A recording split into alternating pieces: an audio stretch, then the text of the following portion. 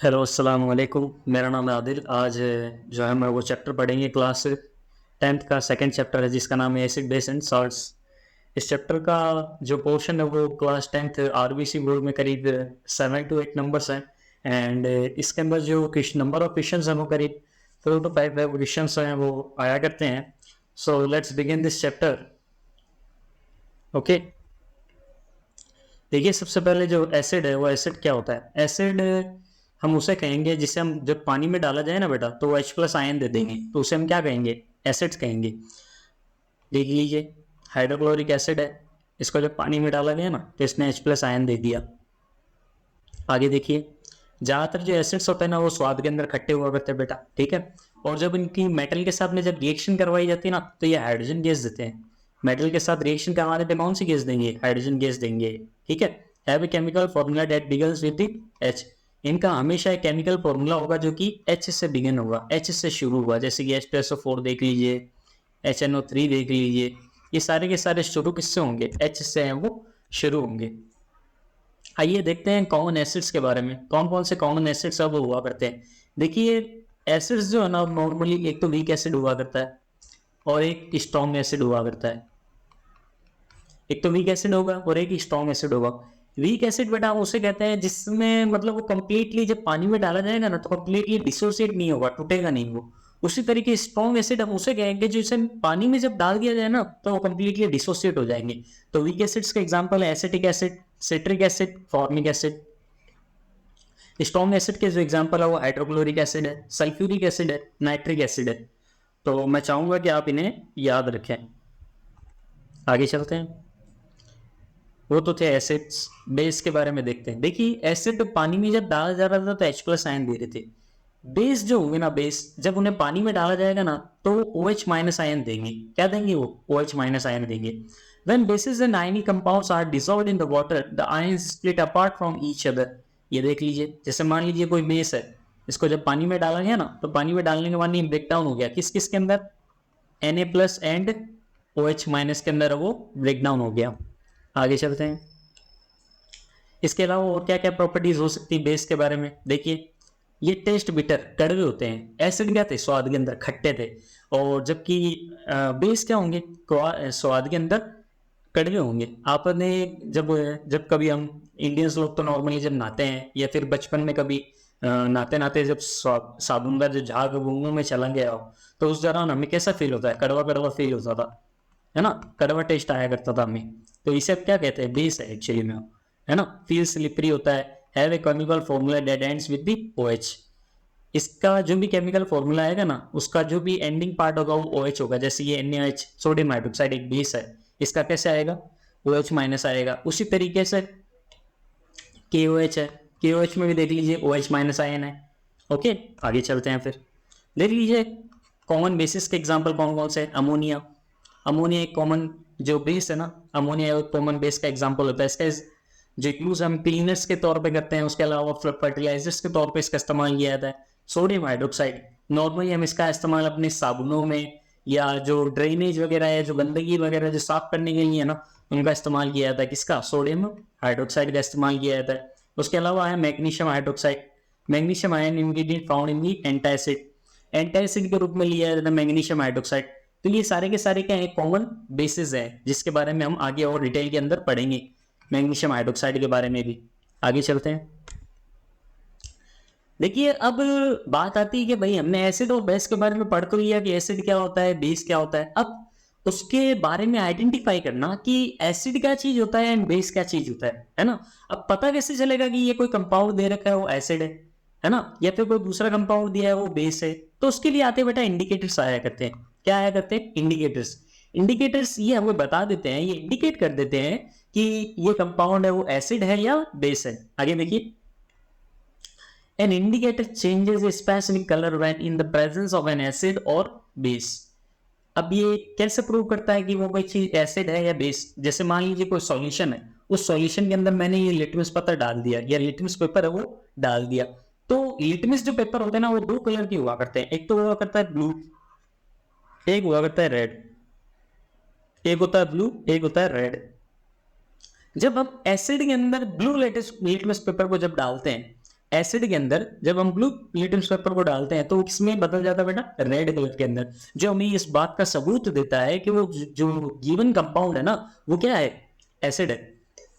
अच्छा, यही अगर तुम्हें कोई कंपाउंड दे दे और तुम्हें कहे कि बेटा आप ये बताइए या कि जो कंपाउंड दिया गया है वो एसिड है या बेस है ना, तो हम दोनों डाल के देख लेंगे। अगर मैंने ब्लू वाला लिटमस पेपर डाला है और अगर वो रेड में कन्वर्ट हो गया तब हम कहेंगे कि ये क्या है, एसिड है। और अगर मैंने रेड लिटमस पेपर लिया है और वो ब्लू में कन्वर्ट हो गया है तब मैं कहूंगा कि वो कौन है, बेस है। सीधी सी बात है ना। तो I think you can identify now. चलिए चलते हैं आगे।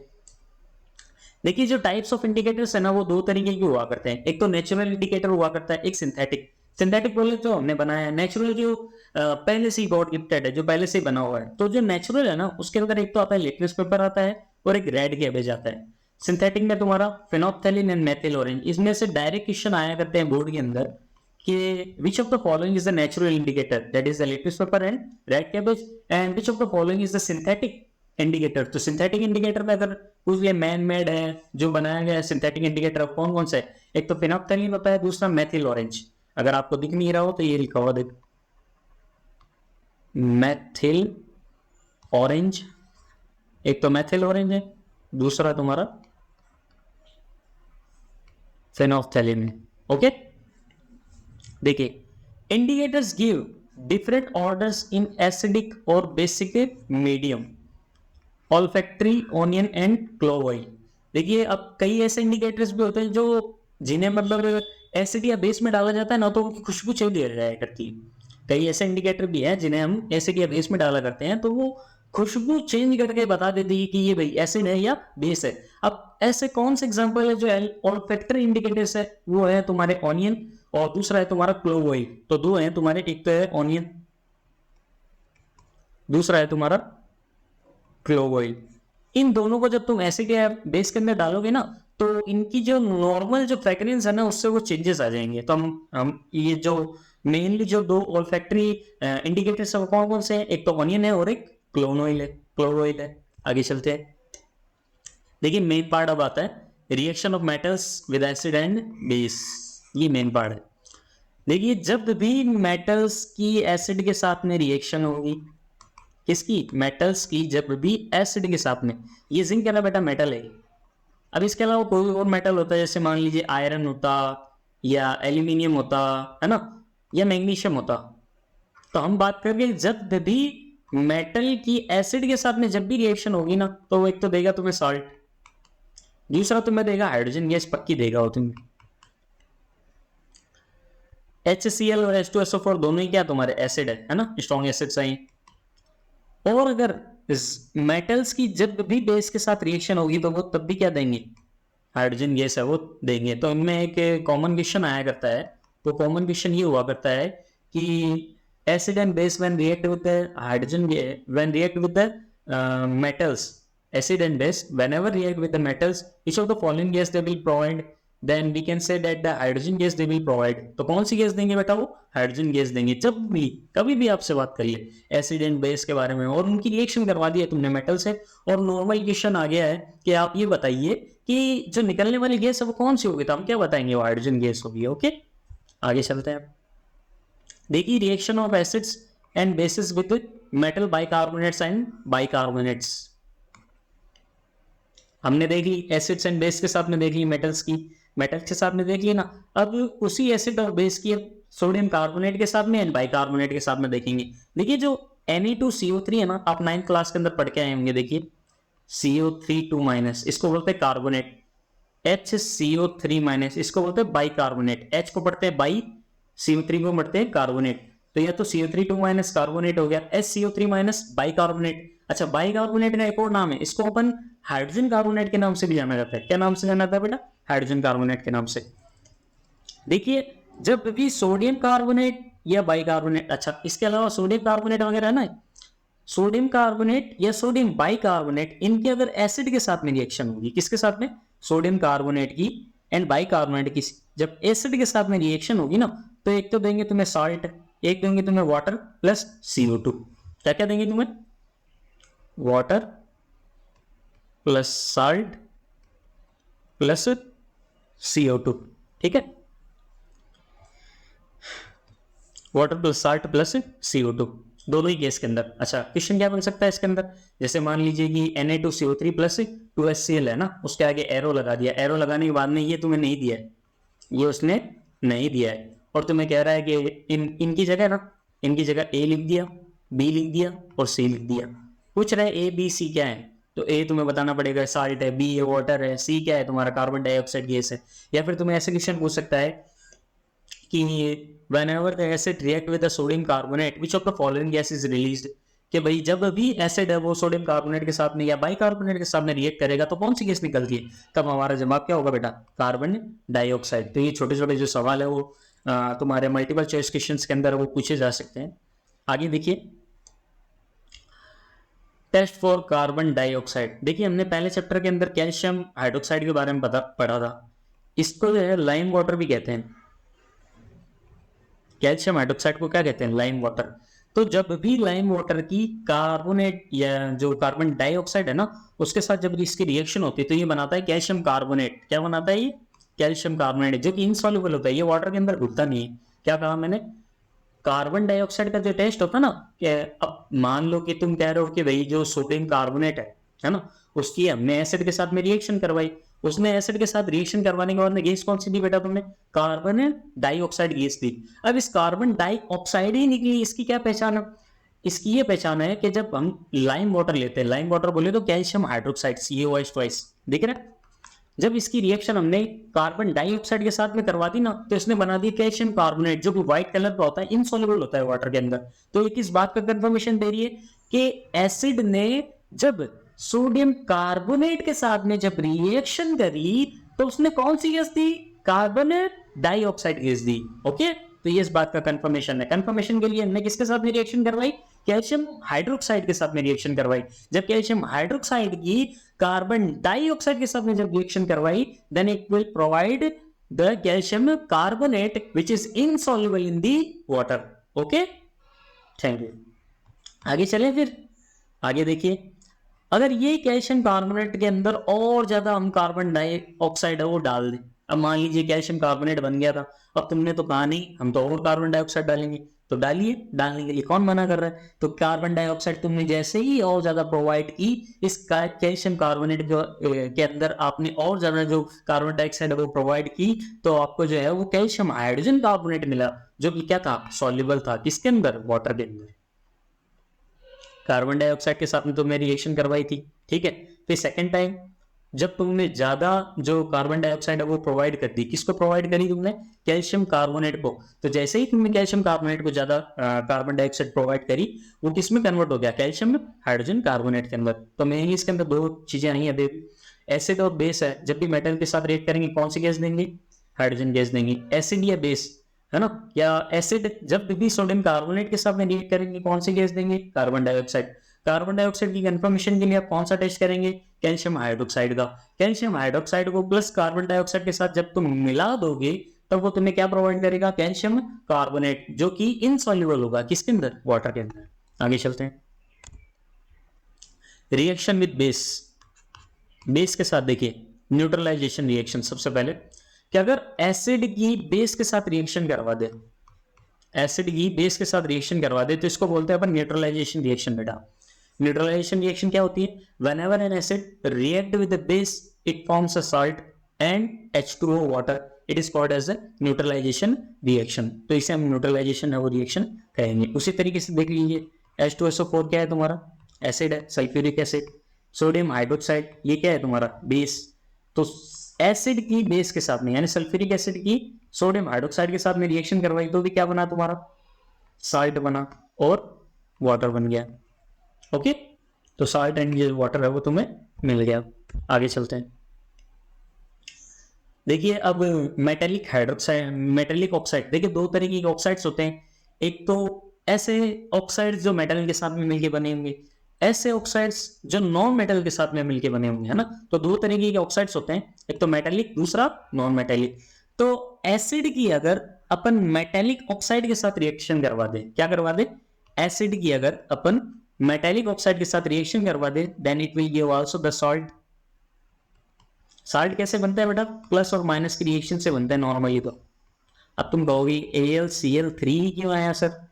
एल्यूमिनियम की जो वैलेंसीज होती है ना वो +3 हुआ करती है, क्लोरीन की माइनस। जब इनका क्रिस क्रॉस करवाया ना तो क्या दिया इसने? AlCl3। उसी तरीके से इसमें देख लीजिए आप, मेटल का ऑक्साइड है ये, Zn क्या है? Metal, oxygen oxide, sulphuric acid ZnSO4 plus water दे दिया इसने। ये plus minus plus minus, plus वाला किसके साथ गया? माइनस वाले के साथ। जिंक कैसा होता है? +2। सल्फेट कैसा होता है? -2। क्रिस क्रॉस करवाया, क्या बन गया? जिंक सल्फेट बन गया। तो इसका ध्यान रखना।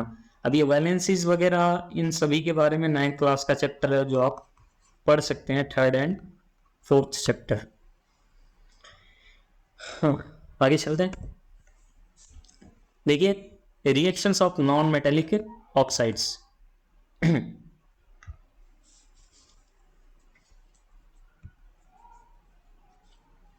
बाय द वे जो ये ऑक्साइड्स है ना, इनको एम्फोटेरिक ऑक्साइड्स भी कहते हैं। क्या कहते हैं इनको?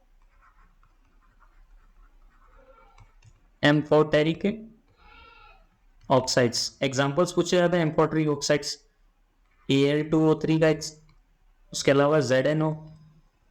इसकी एक ट्रिक है, बिना जंगल आलू गाजर सुना, बिना बोले तो बेरिलियम ऑक्साइड आ जाता है, जिंक ऑक्साइड आ जाता है, एल्यूमिनियम ऑक्साइड आ जाता है ना। तो ये सभी मेनली तुम्हारी जो बुक के अंदर है ना वो 2 ही एग्जांपल है, तो एल्यूमिनियम ऑक्साइड है, दूसरा है जिंक ऑक्साइड। अच्छा, इनका नाम एम्फोटेरिक क्यों पड़ा है? एम्फोटेरिक इसलिए पड़ा है क्योंकि ये बेटा एसिड के साथ भी रिएक्ट कर जाते हैं और ये बेस के साथ भी रिएक्ट कर जाते हैं। आगे चलते हैं। देखिए नॉन मेटल्स के साथ में बेस है, नॉन मेटल के साथ में इसकी रिएक्शन करवाई, क्या बना है? Calcium carbonate plus water. देखिए ये जो रिएक्शन है ना वो वाली बहुत ज्यादा फेमस है, ऐसे समझ लीजिए आप। बार बार इसमें सवाल आया जाते हैं कि सवाल क्या होता है, कुछ इस तरीके से होता है, when ever the carbon dioxide passes through the lime water, then a insoluble product is formed। ये कहता है कि जब भी कार्बन डाइऑक्साइड को कैल्शियम हाइड्रोक्साइड में पास किया जाता है, इसी को तो हम क्या क्या कहते हैं? लाइम वाटर भी तो कहते हैं ना इसको। इसका कॉमन नेम बहुत ज्यादा पूछा जाता है बेटा कि लाइम वाटर का फॉर्मूला बताइए, कैल्शियम हाइड्रोक्साइड CaOH2। इसी को लाइम वाटर कहते हैं, इसी को कैल्शियम हाइड्रोक्साइड भी कहते हैं। नॉर्मल नेमिंग या कॉमन नेम पूछे तो कैल्शियम हाइड्रोक्साइड बताना है, केमिकल नेम पूछे तो नॉर्मल नेम, या जो अगर तुम्हें पूछ ले तब तो बताना है लाइम वाटर, और अगर केमिकल नेम अगर तुम्हें पूछ ले तब क्या बताना है तुम्हें? कैल्शियम हाइड्रोक्साइड बताना है। ओके, तो जब भी पास करेंगे तो इनसॉल्युबल प्रोडक्ट कौन सा होता है? वो कैल्शियम कार्बोनेट होता है। अच्छा, ये जो कैल्शियम कार्बोनेट होता है ना ये व्हाइट कलर का होता है। कैसे कलर का होता है बेटा? व्हाइट कलर का होता है। आगे चलते हैं।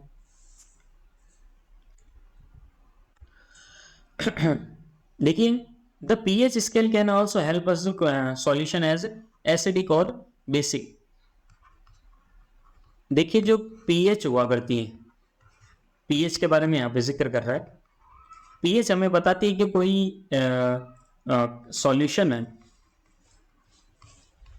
वो एसिड है या बेस है। इसका पता हमें कैसे चलता है? pH स्केल से पता चलता है। ठीक है, pH स्केल है ना, it is the measurement of the H+ ions. इसके बारे में बताएंगे, मेजरमेंट होता है कि भाई किसी सॉल्यूशन के अंदर कितना ज्यादा H+ है वो मौजूद है, वो हमें कौन बताएगा? pH बताएगी। कौन बताएगी? वो pH। तो it is the measurement of the amount of the H+ ion as it is present in the solution, that is the potential hydrogen. अच्छा, इसकी एक बात और है कि जितना ज्यादा हाइड्रोजन कम होगा, जितना ज्यादा H+ आयन है वो कम होगा, pH उतनी ज्यादा होगी। pH जितनी कम होगी, pH जितनी कम होगी, H+ आयन की जो कंसंट्रेशन है ना वो उतनी ही क्या होगी बेटा? ज्यादा होगी। आगे चलिए फिर चलते हैं आगे। देखिए ये pH के बारे में बता रहा है। 7 जो pH होती है ना वो न्यूट्रल pH हुआ करती है। 7 से अगर अपन लेफ्ट साइड में बढ़ते हैं ना तो यहाँ पे H+ आयन की कंसंट्रेशन बढ़ती है। तो जब H+ आयन की कंसंट्रेशन बढ़ रही है तो pH क्या हो रही है बेटा? कम हो रही है। है ना, डिक्रीज हो रही है। अगर हम यहाँ चले तो यहाँ पे OH माइनस आयन की जो कंसंट्रेशन है वो बढ़ रही है, लेकिन pH है वो भी बढ़ रही है साथ साथ। अच्छा, राइट साइड में आने पे क्या हुआ, H प्लस जो आयन है ना वो डिक्रीज हो रहा है, लेकिन pH क्या हो रही है, pH तो अभी भी बढ़ रही है। राइट साइड जाने पे pH क्या हो रहा है, बढ़ रही है ना। H प्लस आयन कम हो रहा है, लेकिन OH माइनस आयन बढ़ रहा है। कह सकते हैं कि बेसिसिटी है ना, बेसिसिटी वो बढ़ रही है। कहाँ, लेफ्ट टू राइट जाने पर। ओके, देखिए इसमें कुछ पीएच है वो मेंशंस की गई है यहाँ पे। जैसा कि आप देख पा रहे हैं, मिल्क ऑफ मैग्नीशिया है, उसकी पीएच कितनी होती है, 10 होती है। ठीक है, सबसे ज्यादा तुम्हारी सोडियम हाइड्रोक्साइड की हुआ करती है, NaOH की। NaOH की कितनी हुआ करती है, 14 हुआ करती है पीएच, सबसे ज्यादा हुआ करती है। मिल्क ऑफ मैग्नीशिया की 10 हुआ करती है। जो ब्लड प्लाज्मा उसकी 7.5 के आसपास हुआ करती है। ठीक है, सॉफ्ट ड्रिंक वगैरह की 2 से लेकर 4 तक होती है। जो तुम पेप्सी वगैरह पीते हो ना, तो उनकी जो पीएच हुआ करती है ना वो 2 से 3 हुआ करती है। तो तुम देख लो, ऐसे पी रहे हो है ना, ऐसे ही पी रहे हो तुम लोग। जो सबसे अच्छा पानी माना गया ना वो 7 से जो ऊपर वाला है, या 7 से जो 9 के बीच तक की जो पीएच है ना, वहां का जो पानी जो पीने लायक होता है ना वो बहुत अच्छा माना गया है, एल्कलाइन वाटर जिसे हम कहते हैं। ठीक है, आगे चलते हैं। देखिए, when describing acids and base strength and concentration do not mean the same thing। अब देखिए, अब एसिड और बेस को जब डिफाइन करते हैं तो स्ट्रेंथ, कंसंट्रेशन, इनका मतलब सेम नहीं होता, अलग अलग होता है। स्ट्रेंथ का मतलब क्या होता है, strength refers to the ability of the acid and base to dissociate in a solution. Strength का मतलब तो बेटा वो होता है कि जब कोई भी किसी सॉल्यूशन के अंदर जब तुमने एसिड को डाला है तो वो कितना ज्यादा डिसोसिएट हो रहा है या कितना ज्यादा डिसोसिएट नहीं हो रहा है, वो तुम्हें किसके बारे में बताएगा, उसकी स्ट्रेंथ के बारे में बताएगा। आगे देखिए, pH measures the dissociation refers to the ability of the anionic compound to break apart into the ions। ये भाई उसकी एबिलिटी कि वो कितना ज्यादा ब्रेक डाउन हो रहा है आयंस के अंदर, है ना। अब बात करते हैं कंसंट्रेशन के बारे में। कंसंट्रेशन क्या होती है, concentration refers to the amount of acid and base dissolved in the solution. Strength क्या थी, जब उसको सॉल्यूशन में डाला गया तो कितना ज्यादा वो डिसोसिएट हो रहा था, वो क्या थी, तुम्हारी स्ट्रेंथ थी। कंसंट्रेशन के कितना तुमने अमाउंट डाला है उस एसिड या बेस के अंदर, वो तुम्हारी क्या है, कंसंट्रेशन है। ठीक है, an acid or base will have the same pH regardless of how concentrated it is। Just because you add water to dilute it, it's still going to have the same amount of H plus ion, they will just be spread out more। Okay, ये कह रहा है कि आपने किसी solution को dilute कर दिया। डाइल्यूट बोले तो आपने उसके अंदर पानी मिला दिया, तो इसका मतलब ये नहीं कि H प्लस वो बढ़ गया। H प्लस बढ़ा नहीं है, वो उतना का उतना ही है, बस वो फैल गया है, बढ़ा नहीं है, फैल गया है। जितना क्वांटिटी पहले थी उतनी क्वांटिटी अभी भी। इसे हम क्या कहेंगे, डाइल्यूशन कहेंगे।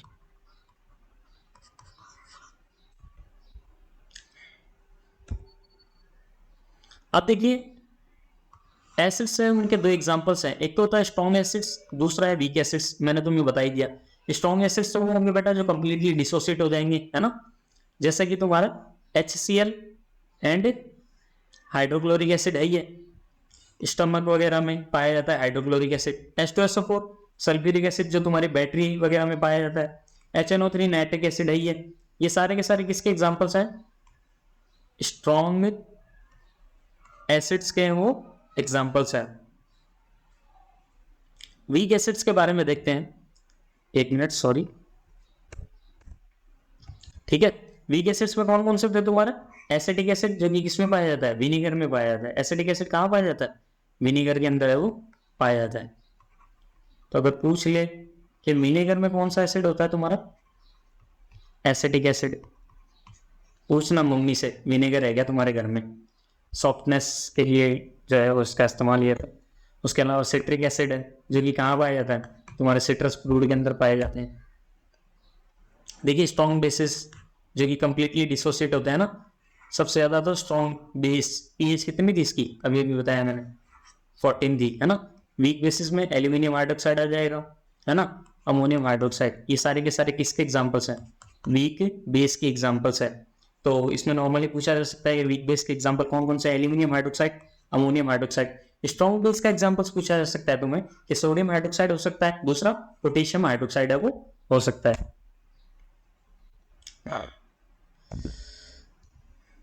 और कल पढ़ेंगे अपन। आज के लिए इतना ही। Part second coming. Thank you. ठीक है, अगला पार्ट है वो नेक्स्ट वीडियो के अंदर हम